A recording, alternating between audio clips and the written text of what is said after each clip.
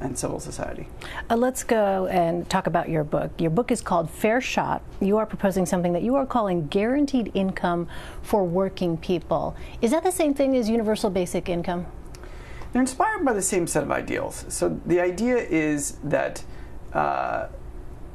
every working person in the United States should have basic financial stability. It's so obvious that if you work, you shouldn't live in poverty. That I talk to a lot of people who do public opinion research over the years, and they say, that's something that everybody agrees with on the left and the right, but unfortunately it isn't true.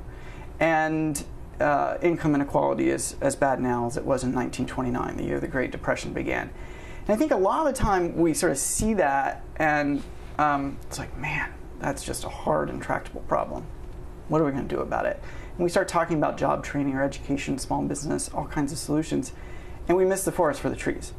Sometimes the best solution is the simplest, and I think a guaranteed income of $500 a month, provided to everyone who makes $50,000 or less, would stabilize the lives of tens of millions of Americans and lift 20 million people out of poverty overnight. And we have a lot of evidence to know that we can trust people with modest amounts of cash to, with programs that provide them with modest amounts of cash to use it responsibly. I want to get to that evidence in a moment, but first, of course, the question is always, how will you pay for that? Yeah, I mean, I'm pretty clear in the book that I think I'm part of the 1%. I was part of the rocket ship rise of Facebook, and I did 3 years worth of work and made nearly $500 million for that time. And that, there's no way to describe that except a lucky break. $500 million with a B, we should be clear. Yes. I mean, I worked hard for the 3 years I was at Facebook. I did communications and marketing and product development, but the financial return was disproportionate with the work put in by far. And for the first few years after Facebook's IPO, I thought my case was really unique. And over time, I've learned that while it may be extreme, it's not that uncommon. I mean, the top 0.1% of people in America, not 1%, 0.1%, control as much wealth as the bottom 90% combined. So when we talk about financing this, my belief is that if we take tax rates back into line with their historical averages to 50%, for income above $250,000 and close tax loopholes, we can provide a guaranteed income for tens of millions of Americans and restore a sense of confidence to the American dream. So we can afford it. It's just the question of how to develop the political will to do so. What do you say to people who would argue that giving away free cash with no strings attached is a risky move? We know from decades of evidence that it's anything but.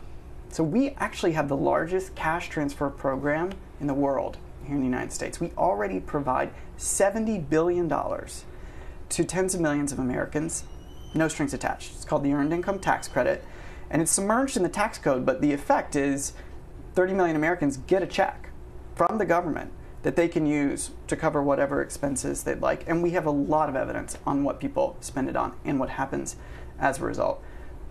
Education outcomes for kids improve. Kids stay in school longer. They do better on tests. Health outcomes, they improve. Stress levels, they go down.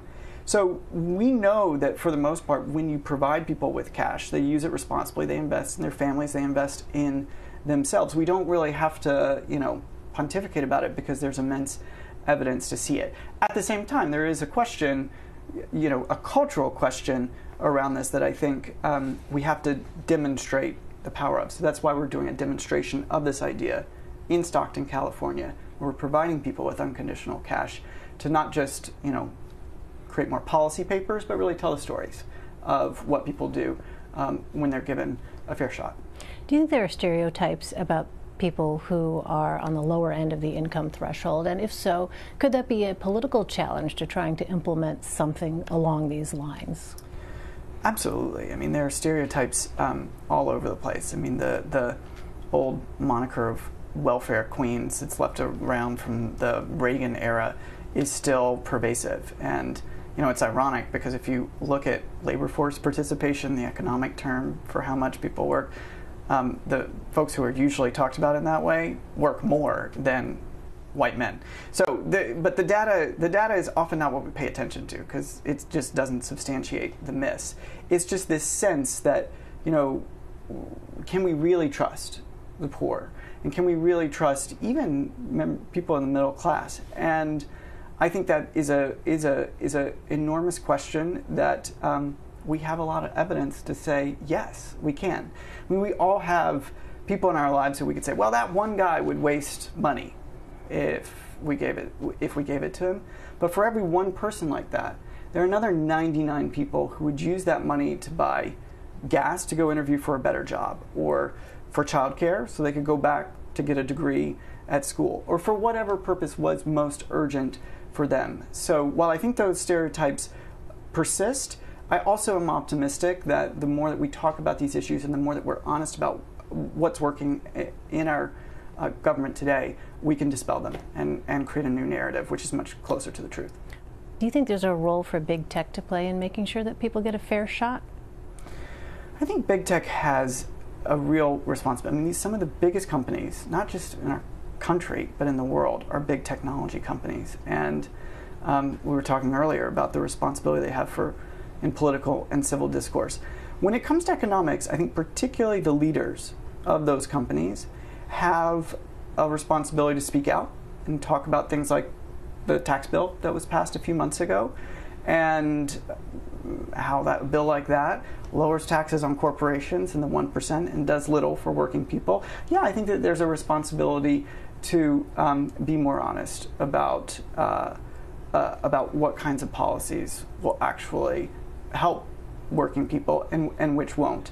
I do think that comes down to the level of the individual and the level of the leaders. And I was heartened, like a lot of people were, to hear Mark Zuckerberg talking about the potential for UBI last spring as one of many ideas that he's thinking about. And I hope to see more leadership from other people like him who are thinking through these questions. As a member of the 1% yourself, what are your thoughts about this tax cut that has just passed? It makes no sense. I mean, it is a tax cut that doubles down on an economic theory, trickle-down economics, which decades of evidence have disproven. I mean, median wages in this country have not meaningfully budged in 40 years, and yet we've been cutting those taxes on corporations and taking them down, and on the 1%, down, and down. And we know that the period of broad-based prosperity, when the economy grew and everyone else was part of it, we had higher taxes on the 1%. They worked just as much, they made just as much money, and importantly, working people had a lot more opportunity. So I can't imagine why, in particular, in this moment, how this makes sense. And I don't think most, if you look at the polls, most Americans on both the left and the right are confused about why this would happen as well. All right, Chris Hughes, thank you so much for your time, Chris.